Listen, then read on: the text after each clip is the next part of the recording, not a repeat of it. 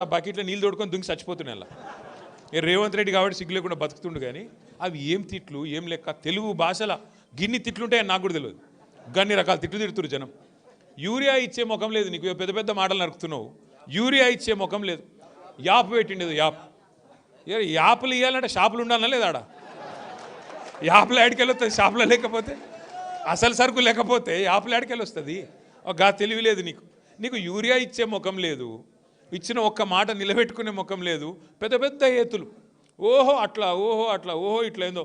ఇక ఇంకో కొత్త కథ పట్టుకున్నాడు. 1 కోటి మంది ఆడవాళ్ళని కోటీశ్వర్లు ఎత్తారట. 1 కోటి మందిని కోటీశ్వర్లు చేయాలంటే నాకు సరిగా లెక్కలు రావు, అన్నిలో నాకు బాగొచ్చు. నువ్వు చెప్పేజరా నీకు కూడా రావా? ఇక అన్నగారిని అడుగుదామైతే. 1 కోటి మందిని కోటీశ్వర్లు చేయాలంటే ఎన్ని కోట్లు కావాలనే? 1 కోటి కోట్లు కావాలి. 1 కోటి కోట్లు ఏడున్నాయి? చెప్పు బాబు. నువ్వే చెప్తివి. సెక్రటేరియట్ పోతే లంకె బిందెలు లేవని నువ్వే చెప్తివి. ఢిల్లీకి పోతే దొంగలు లెక్క చూస్తురని నువ్వే చెప్తివి. చెప్పులు ఎత్తుకపోయటం చూసినట్టు చూస్తురని చెప్తివి. యాడికెళ్ళి వస్తాయి పైసలు మరి? ఇక గిసొంటోడు దొరికిండు. మనకి ఏం చేస్తాం? ఇక 3 ఏళ్ళు భరించాలి, తప్పదు. ఎందుకంటే ఢిల్లీకి పైసలు మాత్రం బాగా పంపుతుండు. మీకు వస్తలేవు పైసలు. రైతుకు రైతు బంధు రాదు, ముసలోళ్ళకు పెన్షన్లు పెంచడు, మహిళలకు 2,500 ఇయ్యడు. కానీ టెన్షన్గా టకీ టకీ మన పైసలు ఒక్క కాడ మాత్రం పడుతున్నాయి. ఏడ పడుతున్నాయి? ఢిల్లీలో మాత్రం మంచిగా పడుతున్నాయి. లేకపోతే పోస్ట్ పోతుంది కదా, కుర్చీ వీక్తుంది. మళ్ళీ సోనియా గాంధీ కటింగ్గా పెడితే ఆయన ఎగిరిపోతాడు కదా. అందుకే ఢిల్లీకి మాత్రం మూటలు ఇప్పటికి 62-63 సార్లు పోయినట్టున్నాడు. ఢిల్లీకి పోయేటప్పుడల్లా 4 బ్యాగులు పట్టుకపోవాలి, ఆడ వాడేయాలి, రావాలి తప్ప. ఇక్కడ మాత్రం చేసింది ఏమీ లేదు. తెల్లారలేస్తే కేసీఆర్ని తిట్టుడు, తెల్లారి ఏం కేసు పెట్టాలి నాన్న చూసుడు, ఇది తప్ప మంచి పని ఒక్కటి, ఒక మంచి మాట మంచి పని ఏది శాత కాదు. అందుకే నేను మిమ్మల్ని కోరేది, 2 ఏళ్ళు అయిపోయింది. చూస్తుంటేనే అటు ఇటు చూసేవారికి 2 ఏళ్ళు ఒడిచిపోయింది. ఇక ఇంకొక 2 ఏళ్ళు అయితే వ్యవహారం అయిపోతుంది. ఆఖరి సంవత్సరం ఎలక్షన్ తప్ప ఏముండదు. తొందరలో మున్సిపల్ ఎలక్షన్లు పెడుతున్నట్ట. మీకు బోత్ల మున్సిపాలిటీ లేదు కానీ పక్కకు అన్నకున్నది ఆదిలాబాద్లో. మరి గెలిచిన సర్పంచులు, మంచి సీనియర్ నాయకులు, జెడ్పీటీసీలు, ఎంపీపీలు, నేను అన్నిలన్నం కోరుతున్నా, దయచేసి మీరందరూ ఆదిలాబాద్ మున్సిపాలిటీ గెలిపించే బాధ్యత తీసుకోవాలి. ఎందుకంటే మన మొక్కలం గెలిస్తే సరిపోదు కదా. మీరు గెలిచిరు, మీరు జోరుదారుగున్నారు బోత్ల కాదు, మీరు గెలిచిరు, జోరు మీద ఉన్నారు బోత్ల. 140 మంది సర్పంచులు గెలిచిరు. కానీ పక్కకు ఆదిలాబాద్ కూడా గెలిస్తేనే కదా ప్రభుత్వం వచ్చేది.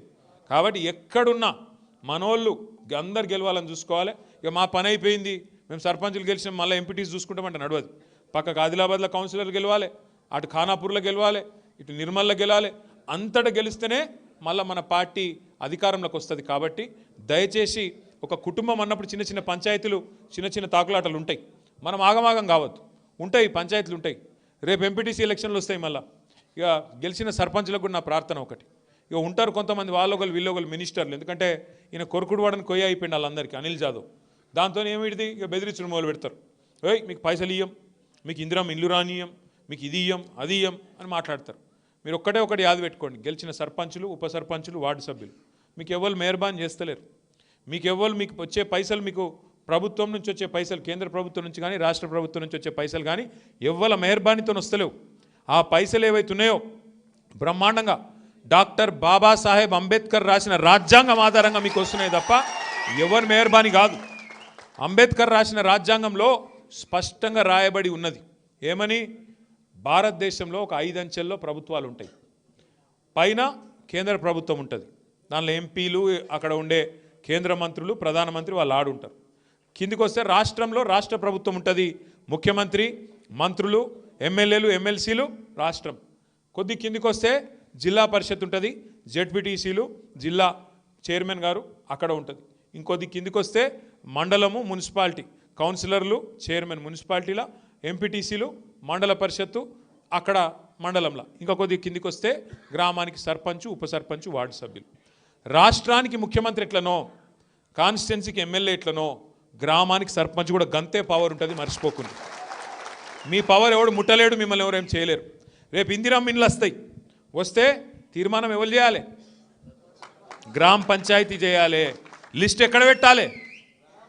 గ్రామ పంచాయతీలనే పెట్టాలి. దానిలో మంచి ఉన్నదా చెడు ఉన్నదా ఎవరు చెప్పాలి?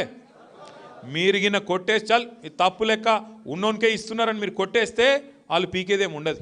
కాబట్టి యాద పెట్టుకొని మీకున్నది పవర్. నిన్నటిదాకంటే వాళ్ళు ఆట ఆడింది సాగింది, ఎందుకు వాళ్ళకి సెక్రటరీలతో నడిపించుకున్నారు. ఇప్పుడు అట్లా ఉండదు. సర్పంచు, ఉప సర్పంచు, వార్డు సభ్యులు మీరు గట్టిగా నిలబడితే ఏ ప్రభుత్వం ఏం చేయలేదు, కేంద్ర ప్రభుత్వం ఏం చేయలేదు, రాష్ట్ర ప్రభుత్వం ఏం చేయలేదు. అనిల్ అన్న అన్నాడు మా దగ్గర బీజేపీ